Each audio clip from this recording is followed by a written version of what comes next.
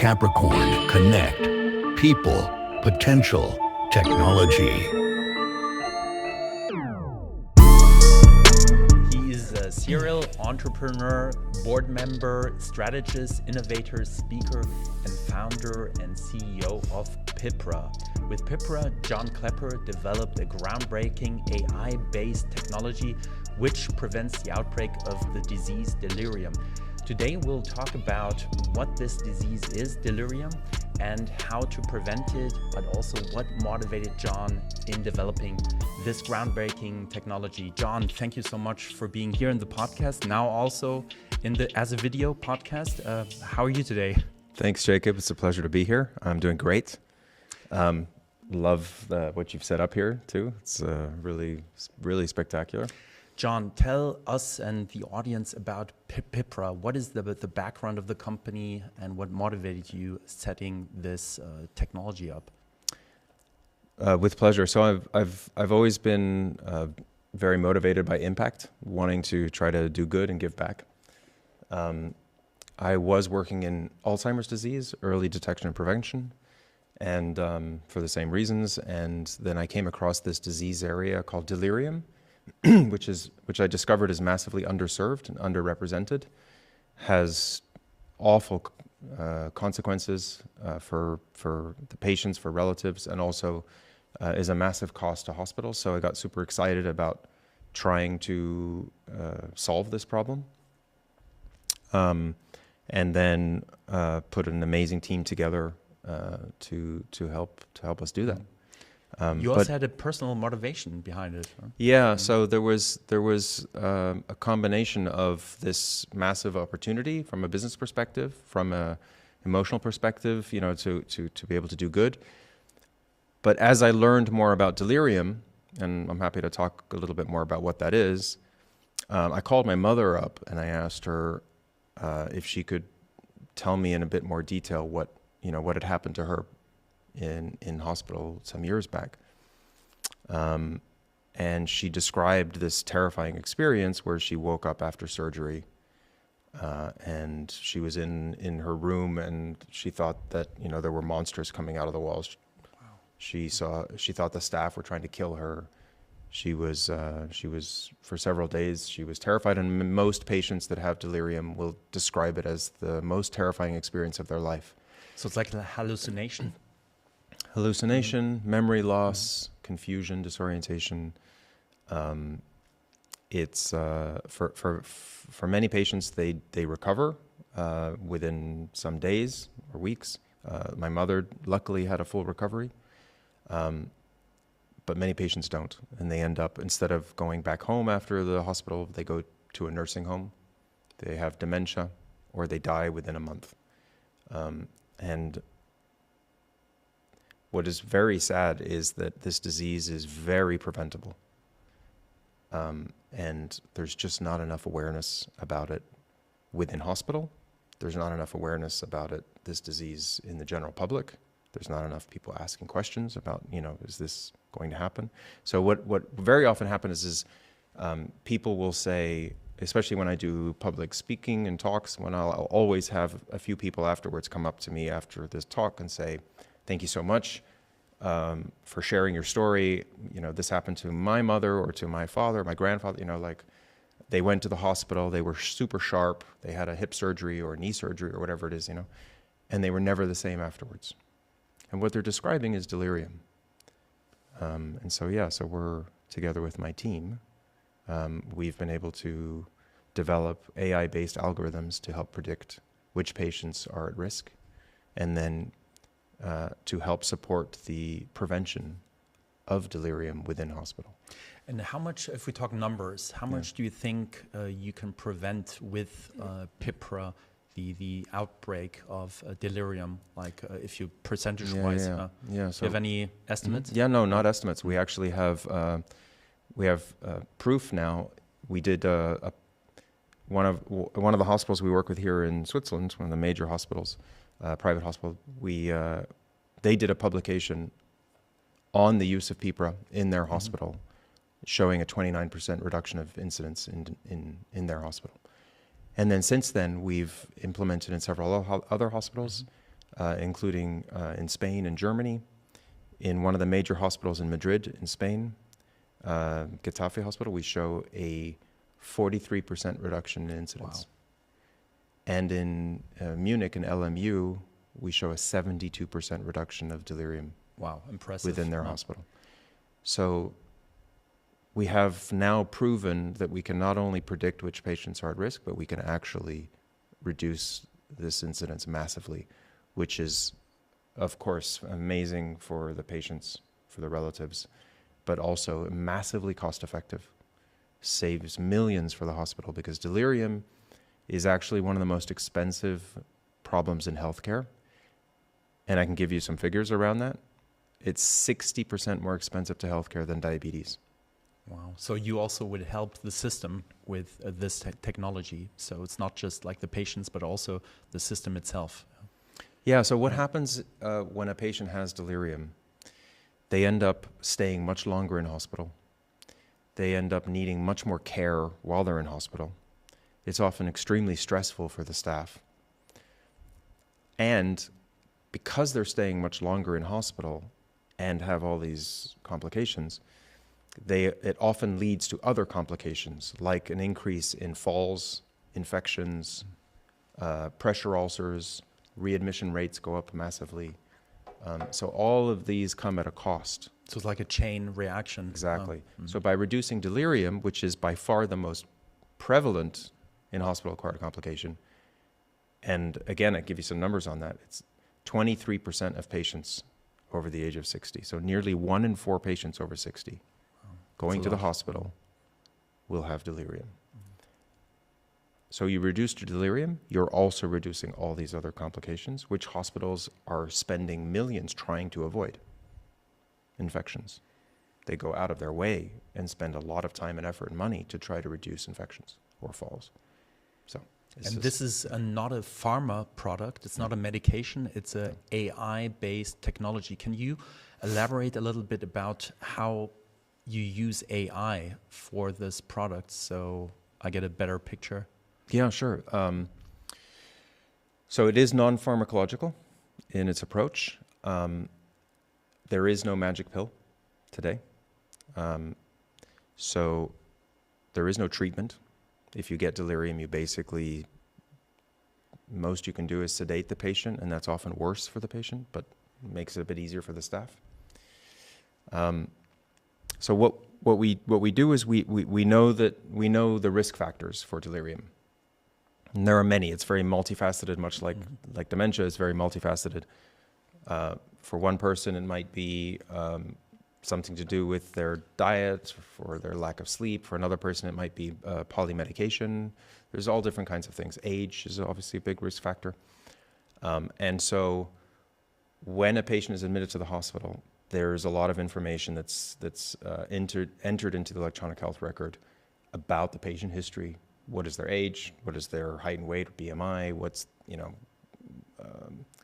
their ASA score, ESA score? Like how frail are they? What's the risk of the surgery, for example? Is it a small surgery or is it a larger, more invasive surgery? All this information gets entered into the EHR, and our system grabs the relative and necessary information, the risk factors that are relevant, and then calculates the risk in real time, stratifies that risk into risk groups from highest risk to lowest risk, right? And then communicates that to all the people in the hospital, the clinicians that need to know this high-risk patient. And then we monitor and make sure that patient gets the right treatment, make sure that the compliance is high on prevention, which is non-pharmacological, and make sure that they're getting the care that they need. So we're managing the pathway, the care pathway, and we're making recommendations for what to do to ensure that patient doesn't get delirium. Mm-hmm. And on top, which is really important actually, especially in prevention, it's really important to show outcomes. What is the reduction in incidence? What is the reduction in length of stay? What is the reduction in nursing hours? Why? Because unlike most medicine, which is reactive, you see a patient is bleeding, you stop the bleeding, you know that the work you did had a result, right? in the case of prevention, the patient is fine, and then you do this prevention work, and they're still fine, right? They didn't get delirium. But how do you know that what you did wasn't just wasting time, right? So to do effort, to put out work preventively rather than reactively, you need to show the outcomes. You need to show that what they're doing is actually having an effect. And most healthcare professionals, they will be willing to do a little bit of extra work if they know that what they're doing is actually having a result, right? Absolutely. And in the balance, actually, because we're reducing the incidence so much, we're actually saving them a lot of time because patients need much less care. Delirium patients need a lot of care. So AI, a huge help here in this context. So AI helps saving lives, essentially. 100%. 100%. John, I also have some questions. I'm quite interested in your background. You have a very interesting background. I mean, you used to work in the film industry. What brought you from the film industry into the health care sector? Maybe you can tell our viewers also a little bit about that. Sure, that definitely wasn't planned. I think we've talked about this before. As an entrepreneur, your mindset is you're always looking at opportunities to change something, to make a difference, to innovate. You're always looking at life through a lens of how could this be better, or why isn't somebody doing this thing? And with that lens, perhaps when I started off in art. I was a trained artist, traditionally trained, painting, sculpture, and then I went into photography, and then I got excited about film, and while I was doing my master's at the American Film Institute in Los Angeles, one of my teachers said, "Hey, I'm starting up a production company in visual effects. Do you want to help me get it off the ground?" And I was like, "That sounds great." As soon as I finished my master's, and he's like, no, we're going now. So I had to kind of figure out how to do both. So it was a lot of nights and weekends. And then we built this production company, which grew very quickly. And we ended up working on some pretty exciting, big feature films like the Matrix movies. And I got to taste what it feels like to be an entrepreneur. And then from there, I moved back to Europe, and I started a similar animation visual effects company in Sweden. Brought an international team from all over the world to work on some pretty exciting things, and then built that company up to, at one point we had about 70 people in 3 countries, and then exited from there and started a software company that was a social enterprise, which basically supports about 40 different nonprofit and charity organizations around the world through this gamified giving, which is still running. So I was able to do a lot of good in the world, which I'm very proud of, and my team is very proud of. And then I had a coffee with a neuroscientist, and we got into it, and I'm fascinated by brain health, and always have been. So I started challenging him on some of the ideas he had for a business,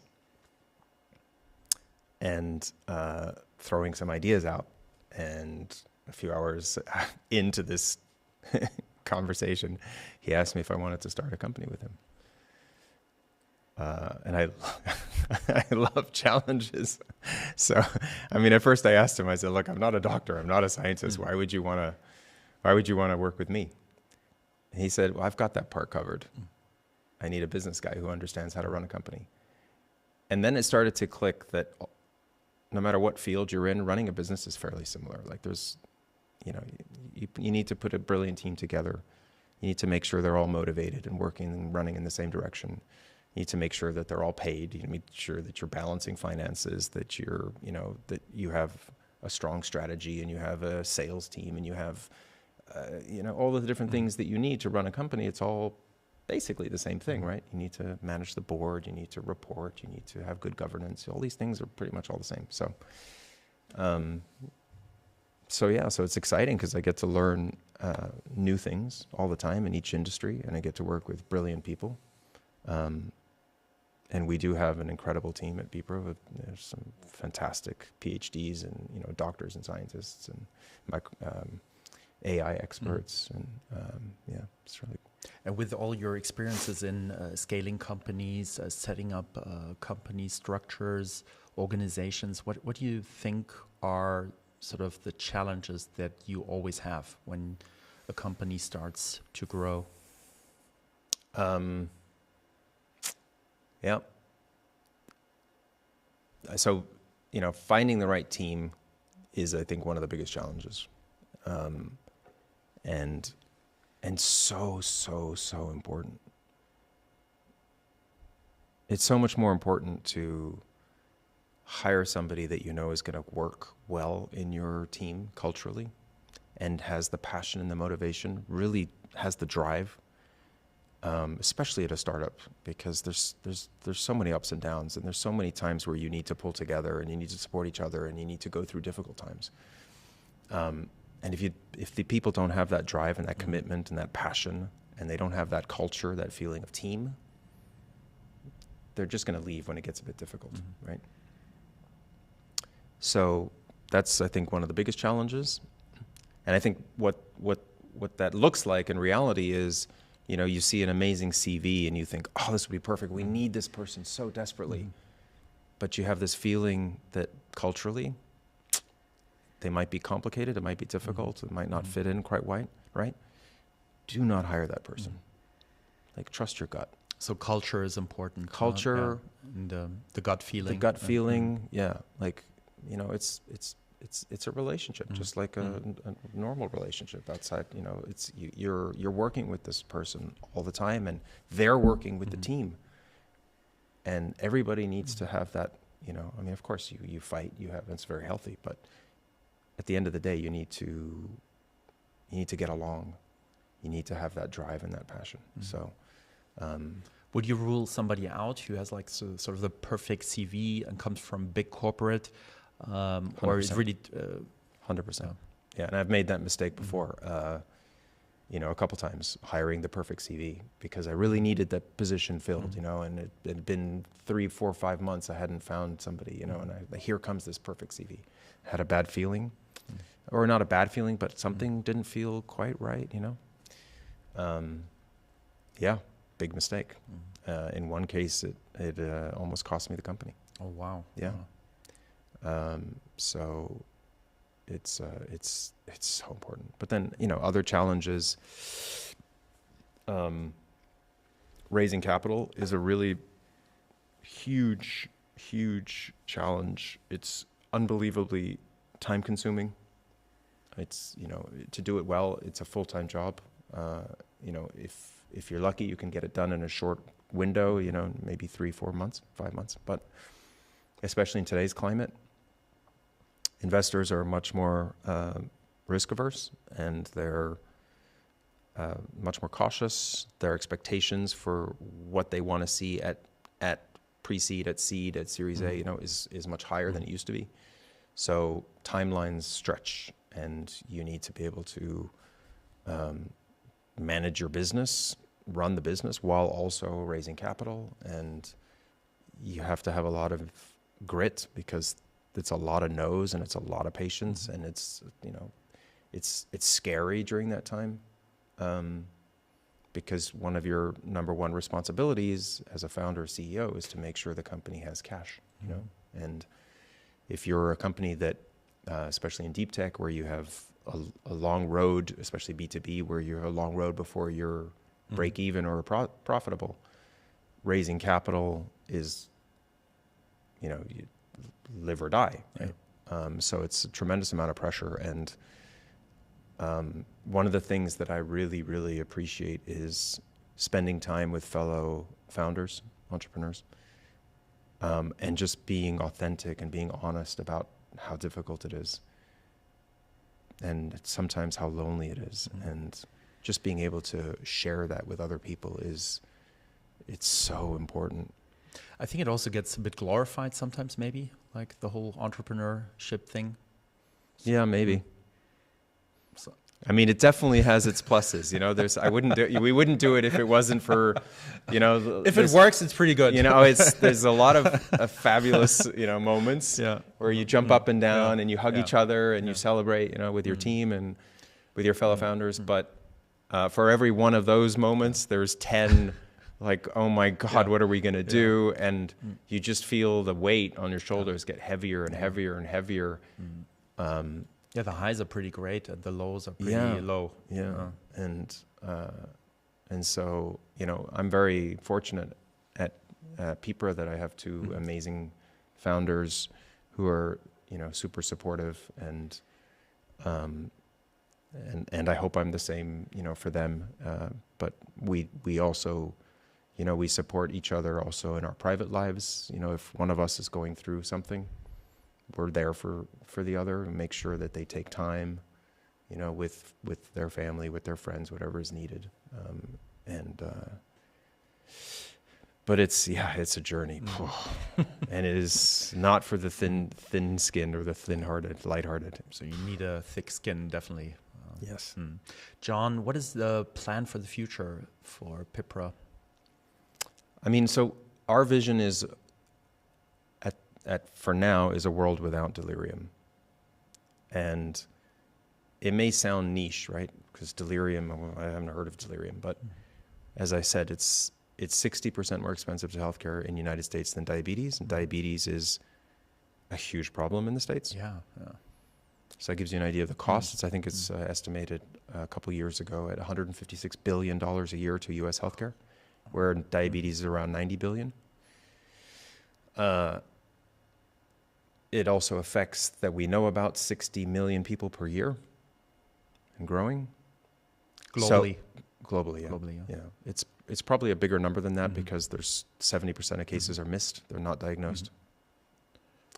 So it is by itself a huge problem, and we could continue to focus just in delirium, but at a certain point we want to expand beyond that into other types of complications,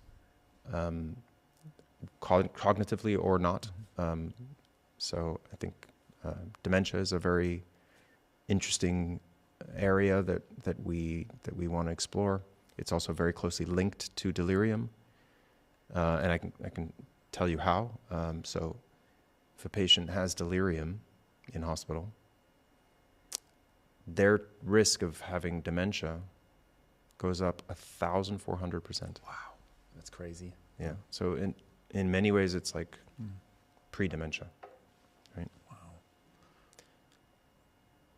And so you go in for, you know, like a knee surgery, for example. You're 70 years old, and you think, you know, my knee hurts a little bit, and I can't do the sports that I used to, and you know, I can still walk, and I can still do some things, you know, and I can, you know, my life is not that bad, but I can't do tennis anymore, whatever. You know, I can't play tennis anymore. So you think, I'll just go have that surgery. It'll be fine, right? Would people be willing to take that risk if they knew they were at a reasonably high risk of having dementia, of losing their memory, of ending up in a nursing home or dying? No. Would they cancel the surgery? Not necessarily. Most of the time they wouldn't, right? But you could have a conversation with your doctor, and you could say, could we do something minimally invasive and see how that goes, right? Or, you know, I actually have a very high risk, and I think I'll live with the knee the way it is, right? Now, there are, of course, other emergency situations. There are life-threatening operations you have to have. And in that case, if the hospital is using PIPRA, then even if they're at high risk, their chances of getting delirium are massively reduced because they're getting the right care. They're getting the right attention. So it's not that we're saying, you know, you're going to cancel surgeries, but you're going to get the right attention to make sure you don't get this. Okay, so huge impact.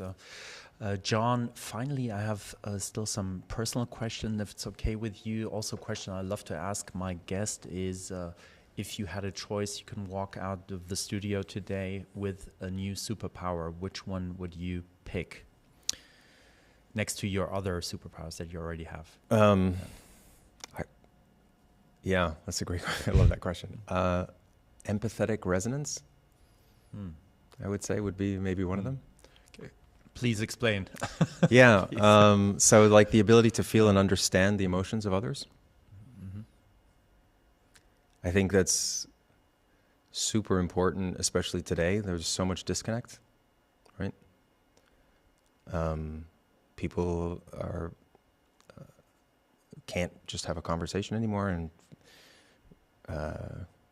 so I think that would be a superpower, because what we say and what we feel are often very different, right? And if you extend that to how that would affect your relationship, your family, at home, with your family, how it would affect, your coworkers, your team, your friends, if you really knew what people were feeling, I think that's maybe one of them. And I don't know, maybe temporal insight, another one, right? So not being able to change the future, but to be able to, at least from time to time, occasionally see into the future and understand if the decisions you make now, what are the implications of that decision in the future?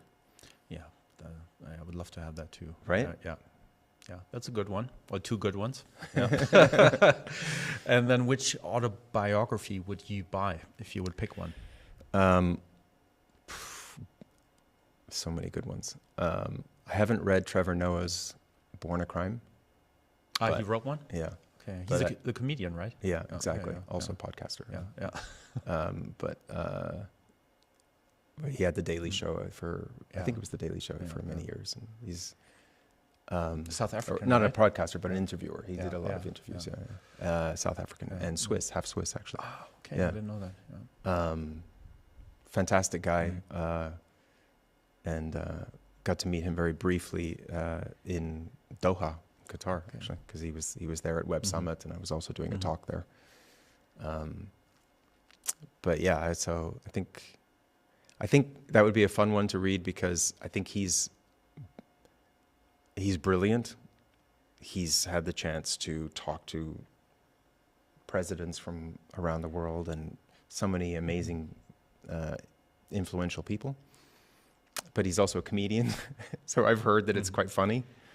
He brings a lot of humor into it too, which you have to bring humor into life as often as you can, I think. So that would be a good one, I think. And final question, John, how will AI improve your life in 2 years? How will it improve my life?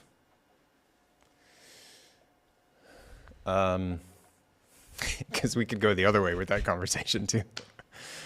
I mean, I think, and I'm hopeful that healthcare is going to continue to be an area of massive disruption and innovation through the use of AI, like what we're doing at PIPRA. There's really some incredible and exciting technology happening in the field of AI and drug discovery and gene editing and protein folding and just the list goes on. So how that affects me personally, I mean, I'm very healthy at the moment. I focus a lot of time and energy on trying to maintain a healthy lifestyle. I've been doing intermittent fasting for 10 years. Would you recommend that? Oh, 100%. 100%. Yeah, it's one of the best decisions I've ever made. That's like what? How many hours without eating? Typically 16 or more. 16. Okay. Yeah, like you want to try to do a minimum of 16. So I basically don't eat breakfast. And most people are like, oh, but breakfast is the most important meal of the day, and I love it so much. It is not the most important meal of the day. That's nonsense. That's Kellogg's that came up with that nonsense, right? Good marketing. That is 100% branding, you know? That's right. That's right up there with, De Beers. You have to... a diamond, and it has to be 3 months. Well, first it was 1 month's salary, and then they changed it. It to it has to be 2 months' salary, and I mean, so or like the milk thing. Like the milk is healthy. Yeah, exactly. So I mean, as hunter-gatherers, we ate for thousands of years. We ate when there was food available, right? And often we didn't have food, so we fasted without knowing we were meaning to fast. But that what happens in our bodies during the fasting is super exciting as we go through the different phases of ketosis. We start burning fat, then we go into autophagy. We start repairing damage, and then we go into cell repair and rejuvenation, usually around 72 hours. So if you do longer fasts, which I do from time to time, you basically start resetting your clock, and you start going into this rejuvenation process. Creating new stem cells, and it's.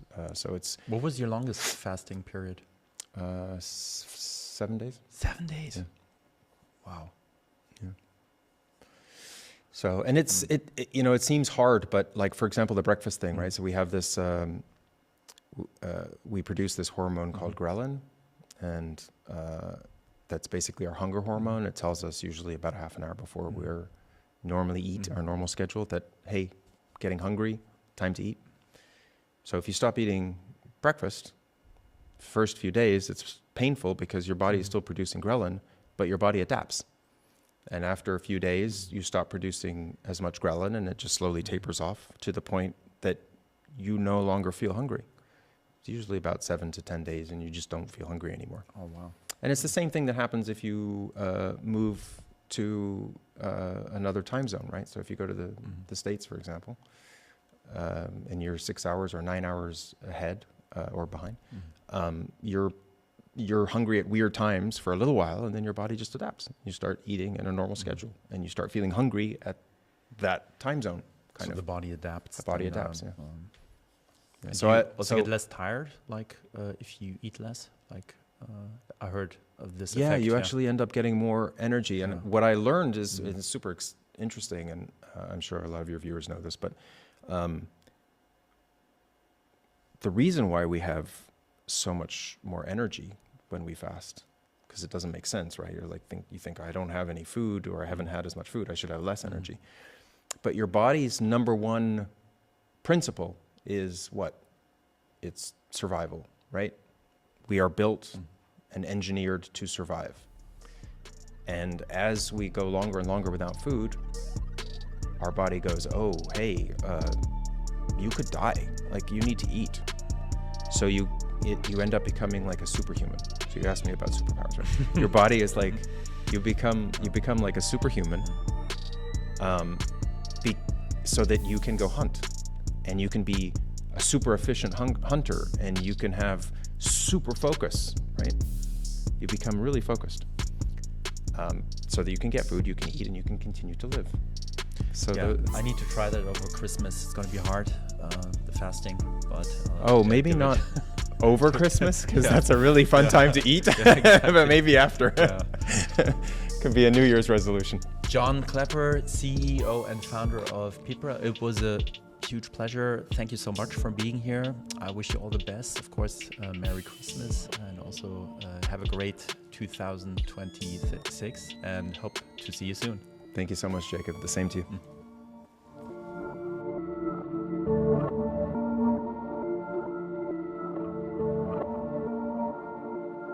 Capricorn Connect.